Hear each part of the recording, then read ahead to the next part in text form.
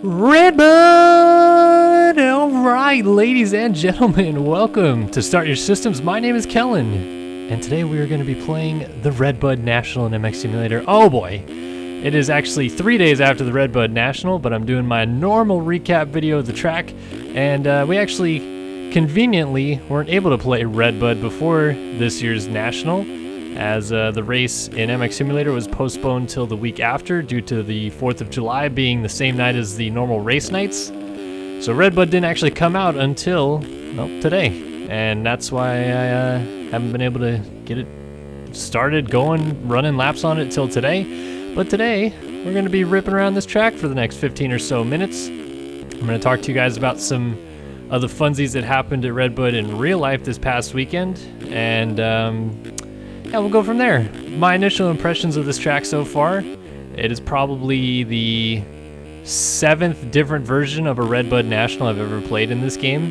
You know, if you include like JLVs, and then, so probably like 8, because I think there's a 2010 Redbud National, and then a 12, 13, 14, 15, 16, 17, and now 18 Redbud National. I mean, there's quite a few Redbud tracks made in this game. And then Checkers, who helps build these tracks, actually made a track called Shredbud, which is also a very fun rendition of this track. So yeah, I wouldn't say that this is my favorite Redbud so far. I feel like some of the things feel a little bit off in some areas, a little bit too peaky of jumps. The corners don't necessarily look as right when it comes to like elevation and everything like that, but I mean, it's not a terrible rendition or anything like that. I think it's going to race pretty well on, well, tonight when you guys watch this video on Wednesday. There will be the Pro National tonight, so you guys can come join us and watch the best MX Simulator players in the world that are not named me. I'm kidding, I'm a terrible player at this game now. Go at it in battle. Should be fun. I'll be streaming it, of course. And yeah, it's the Redbud National. It's exciting, it's fun. 4th of July has come and gone. I mean, we're basically a whole week beyond that, but let's recap some Redbud, shall we? So, if you would have told me that someone could be 32 points down in a championship coming into a weekend, and a rider that had won just about every moto on the season prior to that would not leave the race injured, but lose 32 plus points on the weekend, I would have put a significant amount of money down that was pretty much impossible. But Kawasaki just did a fine job of making this championship very interesting for us, because Eli Tomac was well on his way to victory in that first 450 moto. Had it in the bag. He had his USA gear on. Looked like he was going to just get all the people all psyched about the Motocross the Nations at Redbud coming up with a dominating 1-1 performance. And then the bike lets go, and they haven't really confirmed anything. There's been speculation. What I seem to believe it is, and what I've been hearing about, reading about, etc., is gearbox. Something in the gearbox. You know, not really sure what, but at some point the bike just completely stopped running, and then he tried to click it into gear to bump start it, I believe, coming down a hill, like after he had rolled it off the side of the track, and there was nothing there. It just locked up, and then he pushed it out of the way with the clutch in and the rear tire completely locked up. So he must have fried the clutch, or the gearbox went, or I mean, maybe he just, the whole motor went up. I don't know, but they haven't said anything about what happened. It sounds like they just replaced the whole motor for the second moto. But what it did do is open up a gigantic door, not only for Marvin Musquin to try to take a huge chunk, good chunk of points out of Tomac's massive already points lead. But what it really did that I'm stoked about is Ken Roczen was sitting in second in that moto, and lo and behold, kind of gets gifted a race win. And I love it because, if you know me, you know that I'm a pretty, kind of avid Ken Roczen fan. I'm not saying I love the guy to death and he's my favorite rider ever, but right now he currently is, I would say, my favorite rider. And seeing what he's gone through these last couple years, to finally get that first victory since his massive injury at Anaheim 2, a year and a half ago. I mean, it was really cool to see. Sure, did he got a gift, but he had so much taken away from him too with the crash and everything. Like it was kind of time for something to go Kenny's way, and it did. I don't know if he necessarily wins that moto if Marvin Musquin doesn't crash in the second corner, because Musquin did crash like while in third in the second corner of the race. And it held up Kenny a little bit, but still Marvin was literally dead last. Only Justin Barcia was behind him, because Barcia also fell in that second corner. And Marvin sliced and diced his way through the field and got all the way up to second, which was an outstanding ride. But then you look back and there's Justin Barcia in fourth.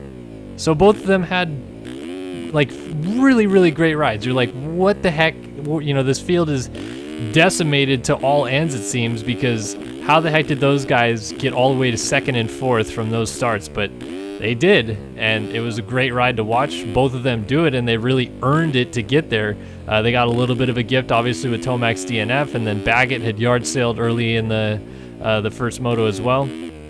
But still, like that is not an easy ride to accomplish. And then kind of shadowed in between them, but still a huge moment for him, was Benny Bloss getting his first 450 podium, which was really cool to see as well. Benny's kind of shopping himself out for a ride next year. It's not guaranteed. He's coming back to Butler Brothers KTM, so hopefully that kind of ride, showcases, hey, I'm still here, guys. Maybe Supercross isn't my forte, but if you need an outdoor rider, so that was really cool for Benny. Obviously, very cool for Kenny. Not cool for Tomac. So comes back, second moto, fresh bike, fresh motor. He actually got an extra 30 minutes to get the bike exactly where they wanted it, because there was a random 30-minute break in between the first 250 moto and second 450 moto that hasn't happened all year. But I think there's something to do with TV scheduling or something that was the reason that happened. Anyway, because the first moto finish determines your second moto gate pick, Eli Tomac got to start way outside, and if we're at Glen Helen, probably doesn't matter. He probably still comes out in like 5th or 6th or something, but we're at Redbud, and the inside gates are like mega OP in this first corner that's here, because of the way that the corner arcs. Like if you're way outside, you're going an extra like 100 feet or more than everybody on the inside gate. So Tomac didn't get the greatest jump out of the gate, and then ended up really far back going into the first corner, which obviously didn't help his case. But then it just seemed like he was kind of steadily getting going. He definitely wasn't putting on the same charge that Marvin was putting on in the first moto. He had gotten up to, I believe, 7th. I think he had just gotten around Bloss, who crashed in front of him. And then Tomac crashes. I don't remember seeing any final replay of it that showed what exactly happened, but he had his clutch lever completely bent down and couldn't seem to get it fixed, so eventually pulled into the mechanics area to get it fixed. Got back out on track, charged his way up. I think he was up to 8th or so again, and again fell. So I don't really know what it is with Tomac and these oddball circumstances he seems to get himself into. But I mean, he didn't need to finish second in that moto. He didn't need to finish anywhere in that moto. He probably could have DNF'd. The fact that he ended up getting 9th actually is probably a lot better than DNFing for sure, but he could have kind of just cruised it in. A 5th would have been fine. He would have kept the points lead. Instead, he just has these couple weirdo moments, and then his clutch is broken, and he has to come in the mechanics area, and then he's down again, and it's just like,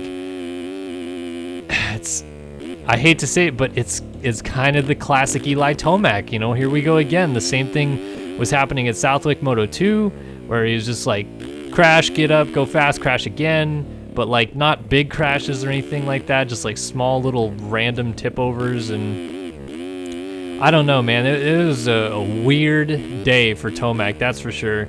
And what it did was Marvin Musquin, who got up to second in that first moto and then won the second moto, is now your points leader. A 3-point lead for him. A 32-point deficit has now turned into a 3-point lead, and it happened in one race. That is unheard of. I mean, that just like doesn't happen unless somebody is injured, as I mentioned. Like, you don't see someone like Eli Tomac leaving the race completely healthy and all that business and losing 35 points in a day. Like, that's insane. So huge flip in the championship. Suddenly we have kind of a pretty wide open scenario here, because, you know, although Tomac has looked great this beginning, you know, part of the season, he's, you know, for a while we're all like, oh, maybe 24-0, and then, oh, maybe 12-0, and then now suddenly he's not the points leader. Like, the momentum, the tide, everything's kind of flipping. Musquin's kind of come around, and at the very least, in, you know, some of the recent motos, Musquin's been able to run the pace. Like, not necessarily every moto is he on Tomac's level, but, you know, High Point, for example, he was his speed both motos, if not better. And then, you know, Southwick, he was able to run with him. He won the second moto at Muddy Creek. You know, he's kind of slowly been coming, and I'm not saying in any stretch of the imagination that Musquin is better than Tomac right now, but you at least have to kind of weigh in the option now that this thing is not a foregone conclusion that Tomac is going to win this championship outright. I think that it's very possible and probably likely that he just comes back next weekend in Millville and stomps the field, including Musquin. But what if he doesn't? What if he has another kind of so-so weekend? Like, maybe he wins the first moto and gets a third the next, and Marvin goes 2-1 again or something like that. Then you're kind of like, I don't know. I mean, if you look at the stat sheet for last year, obviously Tomac had a huge points lead, but Marvin won like 5 of the last 8 motos of the year, including 4 of the last 5 overalls, I believe. Or I think it was 4 of the last 6 overalls, because Hurling's going 1-1 at Ironman. But like, Marvin is pretty statistically good in the later parts of the season, and on the tracks that are coming up too. He's gone 1-1 at Washougal before. He's gone 1-1 at Unadilla before. And Budds Creek, I feel like, is not like a Eli Tomac especial track.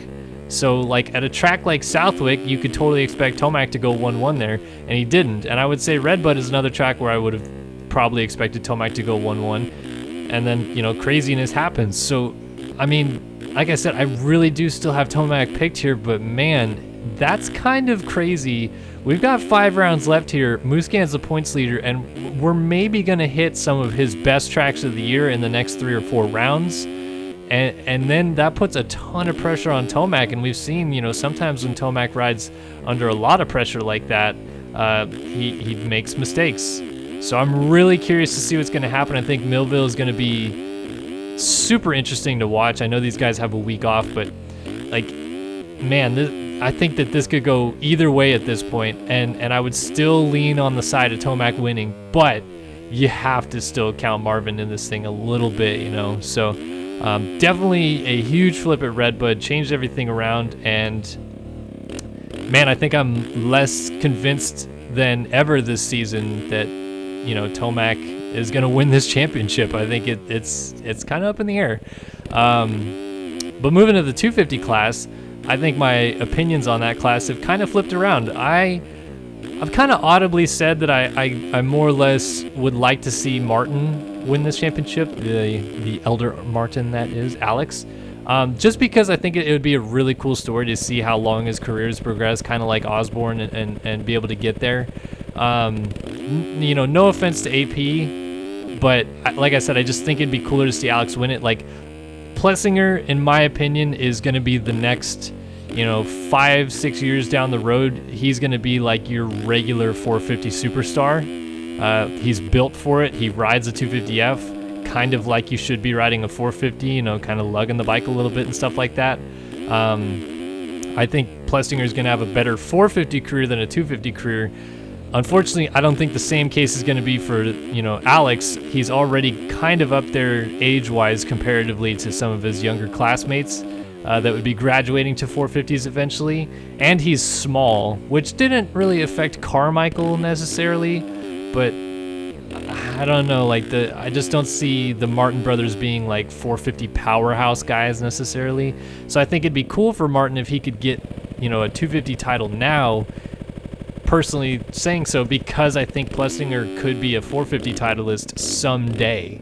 and he's already obviously won a Supercross title. So, but that being said, I'm less convinced that there's really a championship battle going on here than ever. With Plessinger's like weird couple of weeks that he had leading into Redbud, I was like, man, you know, Martin lost so many points by crashing out of the last like 5 or so motos, not crashing out, but, you know, crashing in the last 5 or 6 motos.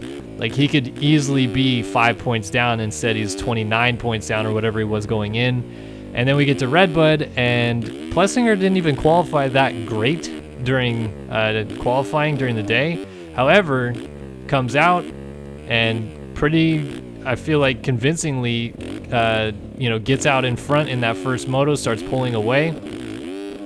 And there's really only one man that seemed to have Plessinger's pace all day, and that was Austin Forkner. I'll get to that in a second, but Plessinger eventually on the day goes 1-1. And like I said, that just kind of to me is like, man, that's a statement ride right there on a track that maybe Plessinger was going to be a little better than Amart anyway. He goes out and says like, hey, I'm still here, I can still do this, and now has a pretty good points lead to surmount for Alex. And we do have Millville coming up next, which is Alex's, I mean, literal home race. Like, his parents own the facility. But I mean, it would take a 1-1 from Alex and like a 9-7 from Plessinger for me to say like, okay, maybe this is still kind of in the air, because right now Plessinger's got almost 2 full, you know, moto distance on Alex, and we only have 5 races or, you know, 10 motos left to go. That's a huge gap to make up. So like I said, less and less convinced that there's really a super championship battle between 2 guys going on anymore, but we'll see. Millville could surprise us. It always kind of throws up a little bit of a wrench in the plans. Ken Roxon yard sailed and DNF'd a moto there during his championship run against Eli Tomac, or he you know, attempted a championship run against Eli Tomac outdoors. Kind of derailed his championship hopes. I'm not saying that's going to happen to Plessinger, but you never know. So we'll see what happens there. But what I do want to talk about is, of course, another incident between a rider and Austin Forkner, and we saw the run-in between Amart and Forkner at Southwick. Again, like I said, I felt bad for Forkner, but I chalked it more up to racing than anything.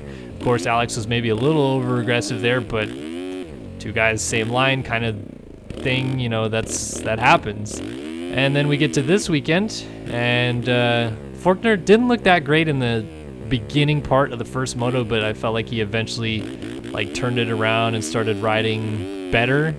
And like, it was like maybe 10 minutes in that something clicked for him. He started doing the leap pretty consistently, eventually caught up to Plessinger out front, and then the battle was on. And I really thought like, man, this is going to be a pretty good statement ride from Forkner, because after, you know, a pretty trying week, it looked like he may have gotten hurt in that crash at Southwick, but eventually, you know, just determined he had the wind knocked out of him. But to come out here at Redbud and run down Plessinger, the championship leader, and beat him, that'd be kind of huge. Makes the pass in this corner right here. They go, you know, pretty close. They like whip into each other over this jump. Forkner holds the line into the sand whoops here, and then for some reason, I mean, I know he was taking it pretty consistently every lap, but he had just been watching Plessinger go inside in the next corner over and over and over again, and for some reason, Forkner goes through these sand whoops and decides, I'm gonna go outside. So he swings way outside.